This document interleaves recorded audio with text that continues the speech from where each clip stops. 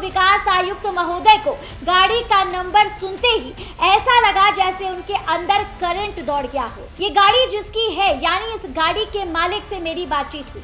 मैं चाहूंगी कि उस ऑडियो क्लिप को आप ध्यान से सुन लीजिए। कंप्लीट है। इस गाड़ी का परमिट नहीं है और 15 दिसंबर 2025 को बेगूसराय में 2000 का इस पर फाइन भी अभी पेंडिंग। जानकारी तो जिला प्रशासन को सभी बातों की होती है, लेकिन अब सोचने वाली बात यह है समुचित फाइन किया जाए। टैक्स फिटनेस परमिट में कितना फाइन होना चाहिए, लेकिन इधर मेरी जुबान से गाड़ी का नंबर निकला और उधर साहब को मानो करंट लग गया।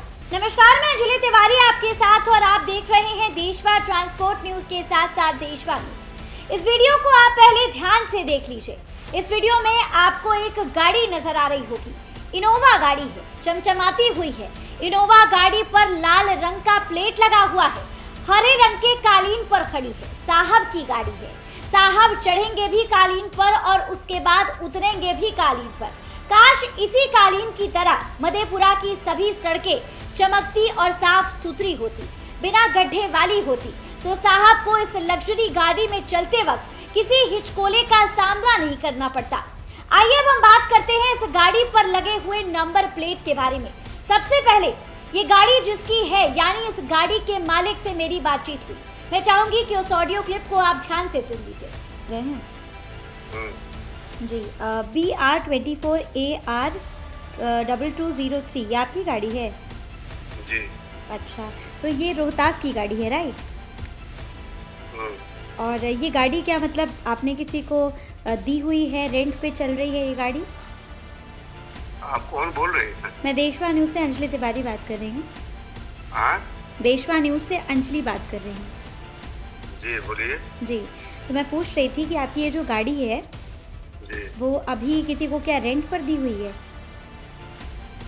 नहीं तो। अच्छा, तो ये गाड़ी कहाँ है अभी? मधेपुरा।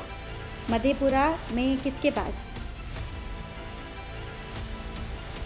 साहब के पास है। साहब के पास है। अच्छा ठीक है, ये रेंट पर ये गाड़ी दी हुई है तो इसका नंबर प्लेट जो है वो तो पीला कलर का होना चाहिए। कमर्शियल टैक्स जमा होता है। कॉमर्शियल टैक्स होता है ना जमा? जी। अच्छा, कितना भाड़ा देते हैं आपको महीने का?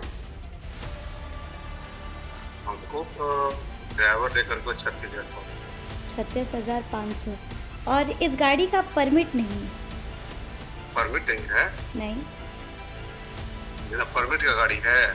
सारा चीज ऑलरेडी कंप्लीट है। इस गाड़ी का परमिट नहीं है और 15 दिसंबर 2025 को बेगूसराय में 2000 का इस पर फाइन भी अभी पेंडिंग। आज जमा हो गया उसका सर। जमा हो चुका? अरे मैं देख कर बता रही हूँ आपको, तुरंत आज की डेट का। आज अभी शाम में हम पे करके आए हैं। आज शाम में आप पे करके आए हैं? अच्छा, तो ये मधेपुरा में डीडीसी जो अधिकारी हैं उनके पास है, राइट? अच्छा, तो वो आपको कितना पैसा देते हैं? 36,500। अच्छा, और अगर नंबर प्लेट इसका देखा जाए तो कमर्शियल नंबर प्लेट तो नहीं है, ऐसा क्यों?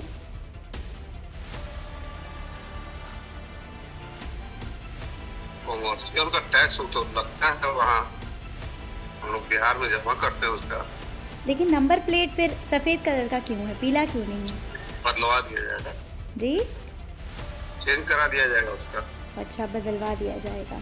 अच्छा, ये गाड़ी जो है किसी के मतलब पर्सनल यूज़ के लिए डीडीसी को दिए हुए हैं या फिर विभाग के द्वारा इस गाड़ी को हायर किया गया है?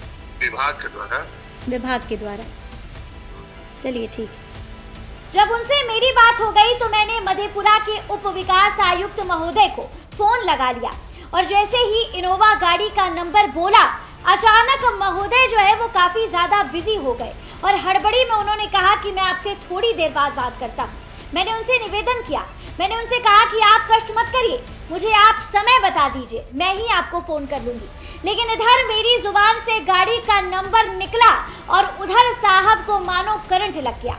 हाथ में सरकारी मोबाइल है, बात करने की जरूरत ही नहीं है और फोन काट दिया गया। मैंने इस विषय में समय मांगने के लिए दोबारा फोन किया, लेकिन मेरे फोन का जवाब नहीं मिला। तो मैंने उनसे उनका पक्ष जानने के लिए फोन किया था, जो एक पत्रकार का दायित्व होता है। उस दायित्व और अपने कर्तव्य का निर्वहन कर लिया और मुझे ये बात समझ आ गई कि इस गाड़ी के बारे में किसी भी प्रकार की बात करने में वो कंफर्टेबल नहीं है, वो मंजूर नहीं है।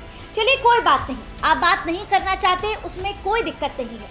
जवाब देना या ना देना ये आपकी मर्जी है और मेरा काम है सवाल पूछना। तो चलिए बिहार की जनता को बता देते हैं, मधेपुरा की सारी जनता को इस बात के बारे में बता देते हैं कि इस इनोवा गाड़ी में ऐसा क्या है जो उप विकास आयुक्त महोदय को गाड़ी का नंबर सुनते ही ऐसा लगा जैसे उनके अंदर करंट दौड़ गया हो। मैं अपने दर्शकों को इस बात के बारे में बताना चाहती हूँ। इस गाड़ी को मधेपुरा जिला प्रशासन में डीडीसी महोदय द्वारा प्रयोग में लाया जा रहा है। गाड़ी मालिक के द्वारा इस बात की जानकारी को साझा किया गया। ये गाड़ी उन्होंने डीडीसी महोदय को भाड़े पर दे रखी है, जो आपने ऑडियो में भी सुना। तो क्या मधेपुरा जिला प्रशासन के वरीय अधिकारियों को इस बात की जानकारी नहीं है कि इस भाड़े के लिए निजी वाहन का प्रयोग नहीं किया जा सकता? जानकारी तो जिला प्रशासन को सभी बातों की होती है, लेकिन अब सोचने वाली बात यह है कि यह बात जानते हुए यह गाड़ी प्राइवेट है, फिर इस गाड़ी को भाड़े के मद में दी जाने वाली राशि का भुगतान आखिर कैसे हुआ, किसके आदेश से हुआ? गाड़ी किसके आदेश से जिला प्रशासन के लिए भाड़े के रूप में रखी गई है? क्या कोई दुलरुआ था जिसके अनुचित लाभ पहुंचाने के उद्देश्य से इस गाड़ी का इस्तेमाल कॉमर्शियल वाहन के रूप में किया जा रहा है? परिवहन विभाग के संज्ञान में क्या ये बातें बिल्कुल भी नहीं है? क्या उन्हें इस बात की जानकारी नहीं है? आ भी कैसे सकती है? आखिर हकीम लोगों का मामला है। बिहार के किसी भी जिले में किसी भी डीडीओ की इतनी हैसियत नहीं है कि वो उप विकास आयुक्त महोदय की गाड़ी को तिरछी नजर करके भी देख ले, बल्कि पूरे परिवहन विभाग की इतनी ताकत नहीं है कि वो अपने ही विभाग के वरीय अधिकारियों के द्वारा परिवहन विभाग संबंधी नियमों की अवहेलना किए जाने पर उस गाड़ी के ऊपर फाइन कर सके। मैं बिहार के हर एक नागरिक से पूछना चाहती हूँ, मैं बिहार के हर एक व्यक्ति से पूछना चाहती हूँ जिसकी गाड़ी पर फाइन हुआ है। ये कहना चाहती हूँ कि इस वीडियो को देख लीजिए और इस वीडियो के कमेंट सेक्शन में आप अपना कमेंट जरूर करिए, इसमें अपना कमेंट लिखिए और बताइए, क्योंकि बात आम जनता के टैक्स के पैसे से दिए जाने वाली रकम की है। सरकारी खजाने से दिए जाने वाली कोई भी रकम किसी पदाधिकारी की बिल्कुल भी नहीं होती है, वो आम जनता की होती है। और आम जनता के पैसों को उप विकास आयुक्त महोदय मधेपुरा के द्वारा किसी खास की गाड़ी को भाड़े के रूप में प्रयोग कर रहे अवांछित लाभ पहुंचाने का काम किया जा रहा है। और श्रीमान, अभी भी आपके पास मौका है, अपनी गलती को सुधार लीजिए और अविलंब इस इनोवा गाड़ी को उसके मालिक के पास लौटा दीजिए। समुचित फाइन किया जाए।